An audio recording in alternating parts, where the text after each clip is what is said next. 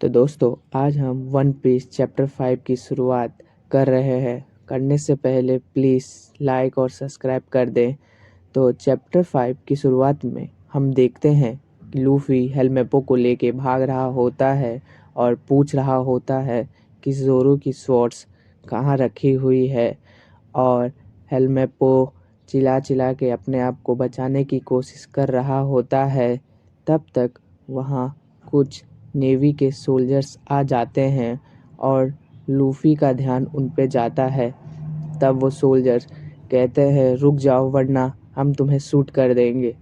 तो लूफ़ी हेलमेपो को अपनी शील्ड बना लेता है और जिससे सोल्जर्स शूट नहीं कर पाते हैं।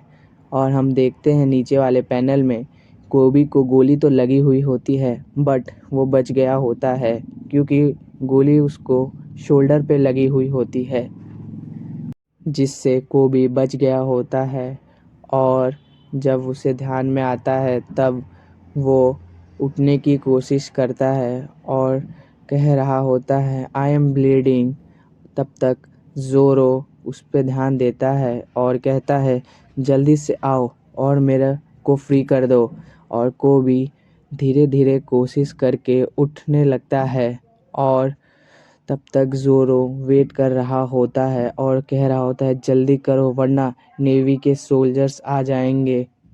और कोबी उठने की कोशिश कर रहा होता है और जब तक वो ज़ोरो के पास पहुंचता है उसे याद आने लगता है कि ओ लूफ़ी सान ने तो कुछ देर पहले हेलमेपो को पंच भी किया था और अभी वो मरीन बेस के अंदर है। और वो ज़ोरो को ये सब बात बताता है और ज़ोरो ये सब सुन के शॉक हो जाता है कि लूफ़ी ने ऑन स्ट्रीट हेलमेपो को पंच किया है, जिस वजह से नेवी उसके पीछे पड़ी हुई है। तब ज़ोरो कहता है जल्दी करो कोबी, मुझे जल्दी से फ्री करो, नहीं तो यहाँ सोल्जर्स पहुँच जाएंगे किसी भी वक्त। और कोबी उठने की कोशिश कर रहा होता है और जब वो खोलने जा रहा होता है तब तक वहाँ सोल्जर्स पहुँच जाते हैं। और लूफ़ी देखता है कि वो भी ज़ोरो की स्वॉर्ड ढूंढ रखा होता है और सोचता है इनमें से कौन सी स्वॉर्ड ज़ोरो की है। और उसे समझ नहीं आ रहा होता है कि इनमें से कौन सी स्वॉर्ड ज़ोरो की है।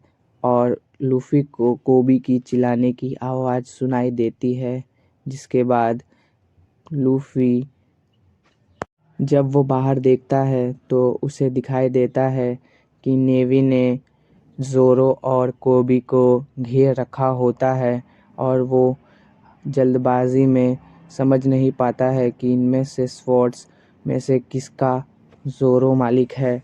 और तब तक एक्स हैंडमैन कहता है कैप्टन जो है कि शूट करो। और लूफ़ी ये बात सुन लेता है और वो बिना प्लान किए हुए जल्द से जल्द सोचता है कि वो क्या करे जिससे कोबी और ज़ोरो बच जाए। और यहाँ हम देखते हैं ज़ोरो सोच रहा होता है कि उसका अंत यहाँ ऐसे नहीं हो सकता है। तब तक वो अपनी लाइफ के बारे में सोच रहा होता है और कहता है कि वो ऐसे मरना नहीं चाहता है। और को भी सोच रहा होता है कि वो तो एक नेवी सोल्जर बनना चाहता था बट अब वो नेवी के हाथों ही मारा जाएगा। तब हमें दिखाया जाता है कि ज़ोरो का पास्ट कैसा था और वो अपने पास्ट में क्या करता था।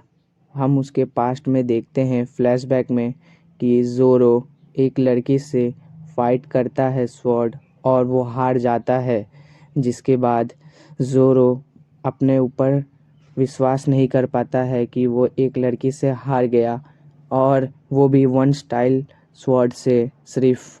इसके बाद उसके दोस्त कहते हैं कि देखा ज़ोरो, मैंने कहा था ना इस लड़की को हराना नामुमकिन है।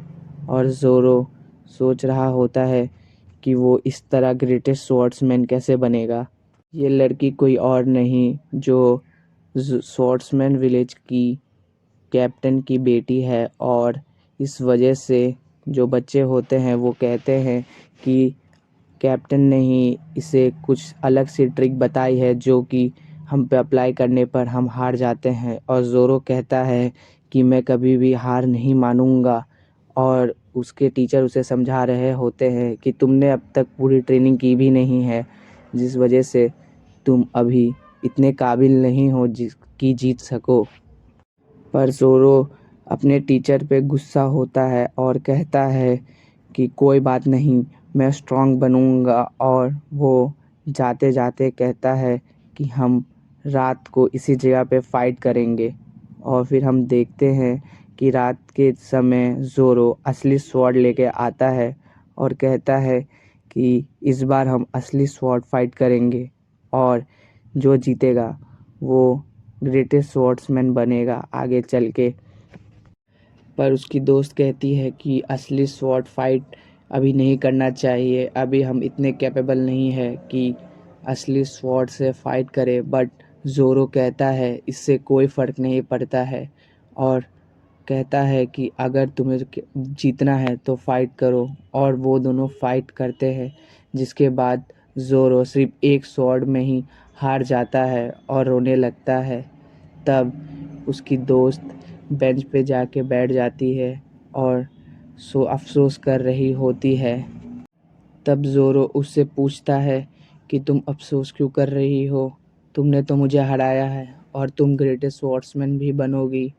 बट उसकी दोस्त बोलती है कि ऐसा कभी नहीं होगा। और ज़ोरो उसकी वजह पूछता है। तब वो बोलती है कि वो लड़की है और धीरे धीरे वो कमज़ोर होते जाएगी। जब धीरे धीरे वो बड़ी होगी वो और भी वीक हो जाएगी और तुम स्ट्रांग होते जाओगे और फ्यूचर में वो अपनी टैलेंट को कभी भी उभार नहीं पाएगी। बट ज़ोरो उस पे चिल्लाते हुए कहता है इससे कोई फ़र्क नहीं पड़ता है, अगर तुम अच्छे स्वॉर्ड्समैन हो तो फ्यूचर में तुम बन सकती हो और हम में से कोई एक ही बनेगा सबसे पावरफुल स्वॉर्ड्समैन। तब उसकी दोस्त ज़ोरो पे ध्यान देती है और उसका कॉन्फिडेंट देख के कहती है शायद, पर शायद मैं कभी बन भी ना पाऊँ। पर ज़ोरो उस पे गुस्सा हो रहा होता है और कहता है इस बारे में मत सोचो, फ्यूचर में हम में से कोई एक ही पावरफुल स्वॉर्ड्समैन बनेगा या ग्रेटेस्ट स्वॉर्ड्समैन। और वो दोनों एक दूसरे से वादा भी करते हैं कि फ्यूचर में उन दोनों में से कोई एक ही पावरफुल स्वॉर्ड्समैन बनेगा।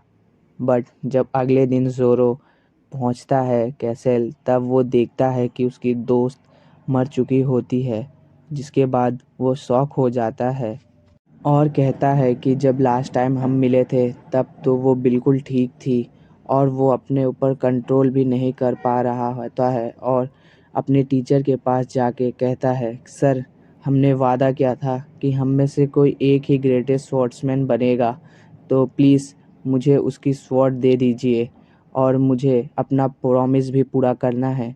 जिस वजह से उसके टीचर उसको उस लड़की की स्वॉर्ड दे देते हैं। और उसके बाद हम प्रेजेंट टाइम में आते हैं, जहां ज़ोरो देखता है कि नेवी ने उसे घेर लिया होता है और उसका अंत होने ही वाला होता है।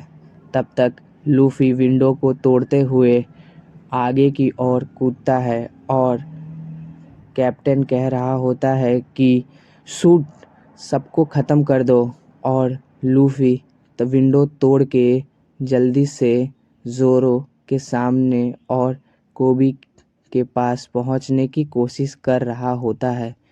और हम देखते हैं कि लूफ़ी ने विंडो को तोड़ दिया होता है और अपनी रबर पावर का लूफ़ी बहुत अच्छा यूज़ कर रहा होता है। और जब तक लूफ़ी वहाँ पहुँचे, ज़ोरो को लगता है कि आज उसका आखिरी दिन है। और जैसे ही फायर होती है, लूफ़ी वहाँ पहुँच जाता है और सारे बुलेट अपने ऊपर ले लेता है। बट लूफ़ी को उनसे कुछ नहीं होता है, क्योंकि वो रबर का बना हुआ होता है, जिससे बुलेट उसके बॉडी के अंदर तो जाती है बट पार नहीं हो पाती है। और वो सब अंदर से बैकफायर भी होने वाली होती है, जो देख सभी लोग शॉक हो जाते हैं। और कोबी कहता है लूफी सान, और ज़ोरो कह रहा होता है व्हाट, इसका मतलब इसने कोई डेविल फ्रूट खाया हुआ है।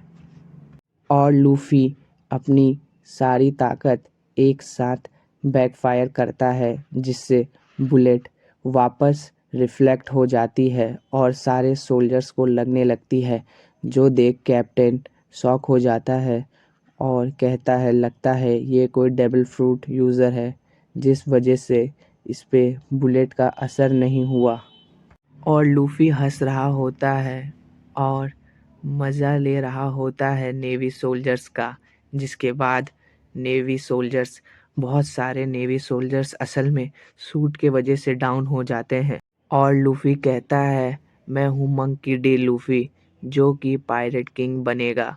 जिसके बाद हम देखते हैं कि वो ज़ोरो की तरफ देखता है और स्माइल करता है और कहता है मुझे समझ नहीं आया कि इनमें से तुम्हारी कौन सी स्वॉर्ड है, इसलिए मैं ये तीनों लेके आ गया।